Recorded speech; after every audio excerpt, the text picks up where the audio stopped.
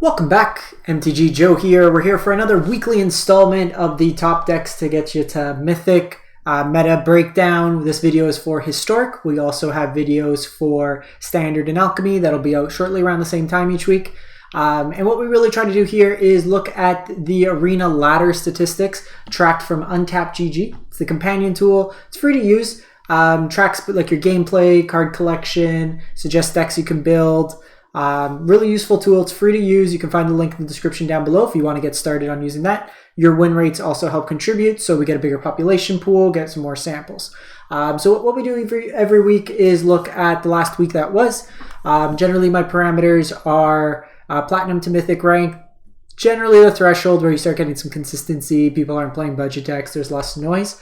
So this week we have 63,000 games played for the format. And what we have leading off, we'll go through some of the deck lists. One of the comments that we received a couple weeks ago was if I could include some of the deck lists exported into Arena format. So those will be in the video description. There's a cap in terms of how many I could post just based on character count of YouTube. So if there's something missed, just let me know. I'll try to pull as comparable of a list as possible. As always, if you do enjoy this content, it is greatly appreciated if you can hit that like, comment, drop a comment, and if you haven't done so already, consider subscribing to the channel. All are free and easy ways to help out. We do a bunch of gameplay on the channel as well. So lots of great content here beyond just the meta stuff. So jumping into it, the top performing deck in best of one for the week, Heliod Company. So this is a deck that's always been around for the last since we've been doing these types of things. It is the combo of Heliod Sun Captain, some sort of lifelink creature when the creature enters the battlefield, Soul Sister style effect, Lunarch Veteran, Soul Warden, or Prosperous Innkeeper, as well as Scurry Oak. Gives you an arbitrarily large amount of life and creatures. The way it works, so Scurry Oak enters the battlefield, triggers the lifelink from one of the creatures. Heliod triggers, puts a counter onto Scurry Oak. Scurry Oak triggers, creating a 1/1 squirrel, which creates a lifelink, and then you kind of create an infinite loop like that. And then the deck itself also has a backup win condition of just Trelasarra and Voice of the Blessed just becoming real chunky chunkers. Some of these versions of the deck are playing Inquisitor Captain, which is legal and historic. This particular version is opting just for Collected Company and more interaction in the form of Skyclave Apparition. The next deck is very, very happy for me to see. The second most played deck is my deck. So you'll see below there's two versions of Mono Red Aggro. There's the Torbran version, which I think Torbran is way too slow for a format. 4 mana, doesn't interact unless you have an actual board position. This is my version. Proof being, this is my version with the changes, with the things added, everything that's tried out. I've played almost 200 matches with this, tons of variations with the deck. This is my version 13 of the deck. I've got in Mythic the last 3 seasons with it. And kind of walking through my choices for this deck. So the core of the deck is you're using things like Reckless Ringleader to give your creatures haste as a 1-drop, so you can give haste to something like Bone Crusher Giant or Rampaging Ferocidon. So the big differences with my deck versus some of the others. I'm on 4 Ferocidons, 4 Roiling Vortex. We see 3 and 4. Ferocidon's probably one of the best creatures in best of one, solely because it single-handedly shuts off the efficiency of this deck.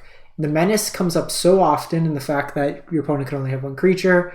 It shuts off life gain from things like Lightning Helix. There's a lot of incidental life gain. In the Reanimator deck, they have the Faithless Mending, I think it is, the 2 mana looting effect. In Auras, they have the life gain equipment. So just ways to shut off life gain is super relevant in this format. You should be playing 4 of it. Chain Whirler really doesn't do much in terms of the current creature package. Against like this, it could sometimes hit, but it's very easy for Heliod to make these bigger with the lifelink. Doesn't do much against control. There's not many planeswalkers being played. Teferi usually ticks up anyways. It's really only good if you're playing it in conjunction with Torbran, because then it can deal 3 damage per creature.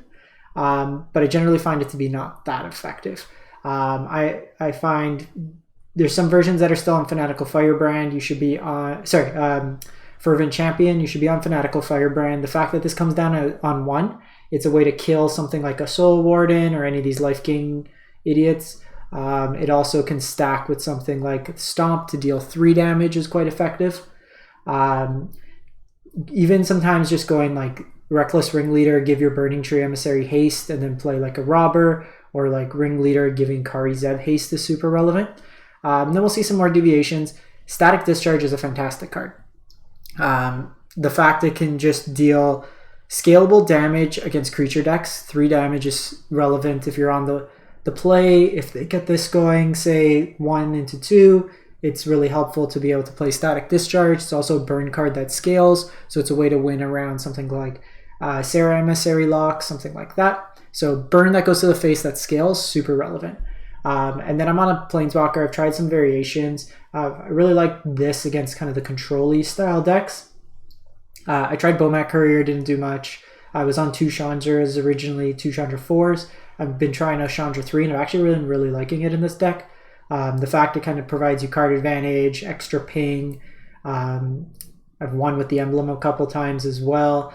Just does everything like Chandra 4 does, just comes earlier on curve. And then the mana base, I generally like just 3 Den. It does come into play tapped at times. If you're playing with a full 4 of, it's seldom that you're going to be getting excessive mana. But I also like Castle Embereth as a couple copies. Against decks where you know that they play sweepers, you generally don't want to overcommit. And this allows you to spend your mana for the turn and just pump up like dorks and stuff like that.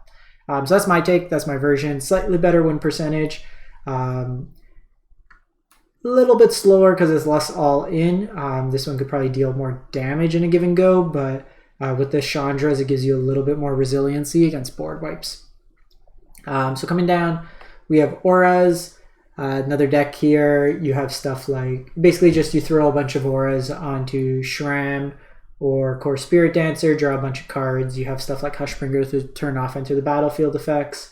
Esper Sentinel is a really effective card in the mirrors or just in like more control-y style matchups to get you some card advantage. See Esper Reanimator. Again, throw stuff into your graveyard, get stuff back with either late to dinner, or in Burial Rites, or as early as turn 3 with Priest of the Fell Rites. This sketch art's actually really cool. Never realized it was elks in the background, or deer.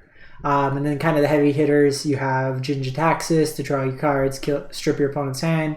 Shieldred brings things back. You have Sarah that can basically lock out some decks. So something like Squirrel Twin, if you name creatures that can't beat you. You have Elish Norn that kind of sweeps the board, and then Massacre Wurm to sweep up as well. Important thing to note, this is a damage prevention, so you have protection from. Be mindful if you're playing this deck that you don't kind of overexert yourself. Something like Stomp, the Stomp component means that damage can't be prevented for the turn, so it can get around Sarah's Emissary. Same way with 9 lives, so it's something to keep in mind if you are playing this deck. We see 5-color Dragonstorm up next, kind of an all-in combo. What you're trying to do is put in a copy of Dragonstorm or Emergent Ultimatum into your graveyard, and then flash it back with Mizzix Mastery. Dragonstorm cast gets some iteration of Terror the Peaks onto the battlefield and 2 copies of Bladewing the Risen. Bladewing the Risens create a loop where their legend rule themselves creates an infinite enter the battlefield loop, paired with Terror the Peaks deals infinite damage to your opponent. You also have the backup plan of using Scholar of the Lost Troves through a Reanimate effect to cast any of these effects here. So heavily reliant on the graveyard, usually cries if they see turn 1 Soul Guide Lantern or a Rest in Peace. Just another version of Auras. We see Enchantress, the 9 lives Solemnity Lock. This one's kind of been around. You can lock out some opponents. The games tend to take a little bit longer, but if you have the cards, play it. I wouldn't craft this deck just because like none of these cards here, like 4 rares, 4 rares, 4 rares, don't see play anywhere else in terms of decks. You can even see with me like the cards I'm missing. I've got most of a historic collection in place. I still don't have these, and I'm just reluctant to craft so many rares for a deck. That's, if you enjoy stacks, play this deck. If not, then I wouldn't. We see Selesnya Angels actually putting up some results this week at 58%. This is just It's kind of a similar way with the Heliod combo, but not giving you the out of just infinite. Both are weak to sweepers. This one can kind of go over the top, gain you larger chunks of life in a given shot, where Heliod can gain infinite. That one's more nickel and diming until you go infinite. This one, with a collected company, could just gain you tons of life if you have stacked Righteous Valkyries and Bishop of the Wings up. This one's also playing 4 captains, 4 company. Rakdos Goblins. This is pretty much the same Goblins list we've seen for a while. We're just getting the addition of Munitions Expert, a way to deal damage as a Goblin itself, and then Sling Gang Lieutenant. This card's actually really good because it's an alt win con versus 9 lives. So 9 lives means you can't take damage. This is life lost. Life lost gets around that condition. So it's a kind of cool way to get around that. We see Azorius, Proctor Control. We've seen this a couple weeks in a row now, but basically Strict Proctor and Stifle are both ways to prevent your Lotus Field from causing the sacrifice. You can also Discontinuity as well. So a couple ways to kind of get this to ramp you up ahead. And then it's your run-of-the-mill Narset, Teferi, Bore 'em to Sleep. You have... This is actually pretty interesting because they're playing the Divine Purge. Just a concession to the more aggressive slanted decks. Also Settle Gamer. So catch him on the settle. Wins the game through Hardcast Shark or just a single Shark. This version's not playing Approach the Second Sun, but does have some copies of Brazen Borrower. Elves is always kind of on the periphery. This is another deck where if you want to play this type of strategy, it can win you games, very impacted by sweepers.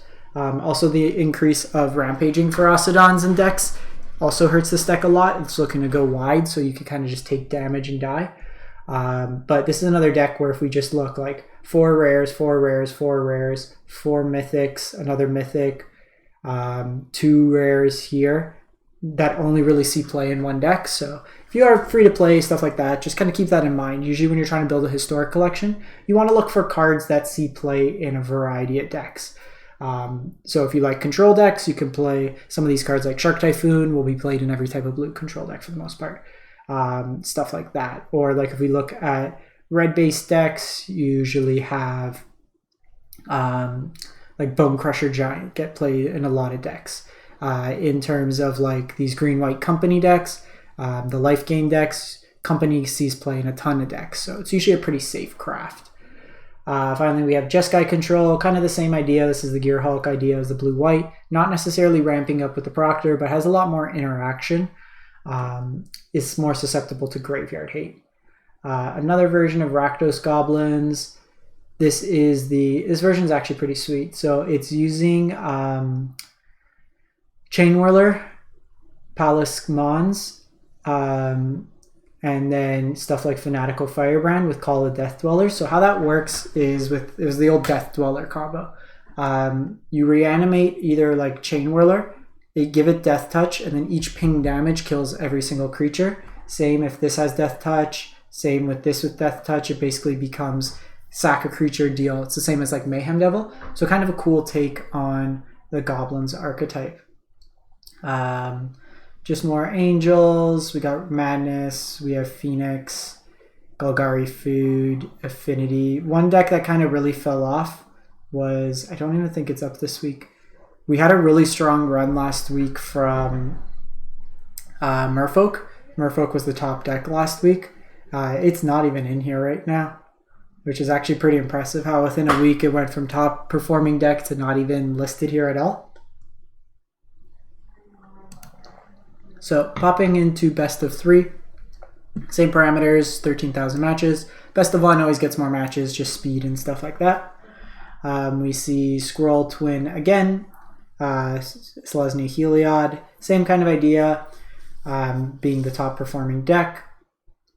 This version here basically is just hedging. You have Ranger Captain of Eos as a way to kind of bulk the sweeper decks. You could kind of give yourself pseudo immunity for a turn by preventing them from casting non-creature spells. It also lets you toolbox for a copy of Selfless Savior for protection.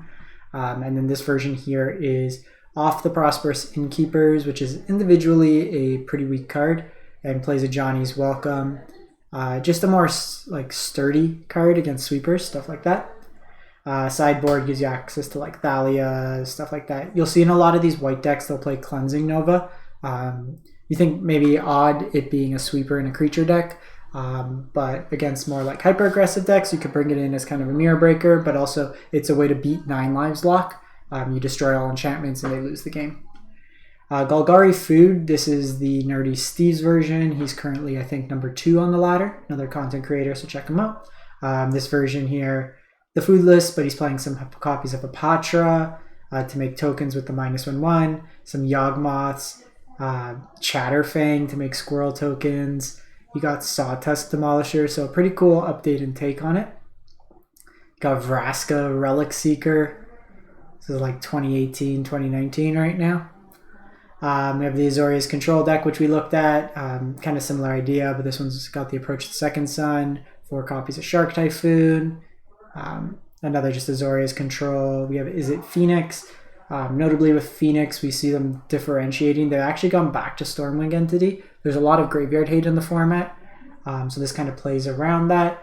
Less copies of Sprite Dragon in the deck. Like Crackling Drake and Stormwing Entity give you options just against like heavy graveyard style effects. What's Dual Shot do?